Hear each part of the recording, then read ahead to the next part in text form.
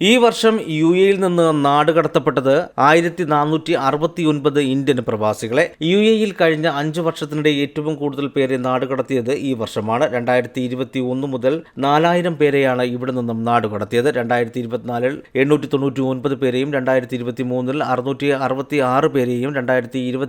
666 പേരെയും 2022 587 പേരെയും 2021 358 പേരെയും നാടുകടത്തിയതായി കണക്കുകൾ വ്യക്തമാക്കുന്നു. സിവിൽ ക്രിമിനൽ കേസുകൾ, വ്യാജ ജോലി വാഗ്ദാനം, പെർമിറ്റില്ലാതെ ജോലി, തൊഴിൽ നിയമലംഘനം തുടങ്ങിയവയാണ് നാടുകടത്തലിന് പിന്നിലെ പ്രധാന കാരണങ്ങൾ. 2024 പ്രഖ്യാപിച്ച പൊതുമാപ്പിൽ നിരവധി ഇന്ത്യക്കാരെ പിഴയില്ലാതെ സ്വന്തം നാട്ടിലേക്ക് തിരികെ പോകാൻ അനുവദിച്ചിരുന്നു. ഇവർക്ക് തിരികെ വരാനുള്ള അനുവാദവും നൽകിയിരുന്നു. അതേസമയം ഏറ്റവും കൂടുതൽ പേർ നാടുകടത്തപ്പെട്ടത് സൗദി അറേബ്യയിൽ നിന്നാണ്. ഒരു വർഷത്തിനിടെ സൗദി അറേബ്യ നാടുകടത്തിയത് 10,884 പേരെയാണ്. ഇതിൽ റിയാദിൽ നിന്ന് 7,019 ജിദ്ദയിൽ നിന്ന് 3,865 പേരും ഉൾപ്പെടും. ആഗോളതലത്തിൽ 81 രാജ്യങ്ങളിൽ നിന്ന് 24,600 ഇന്ത്യക്കാരെയാണ് നാടുകടത്തിയത്.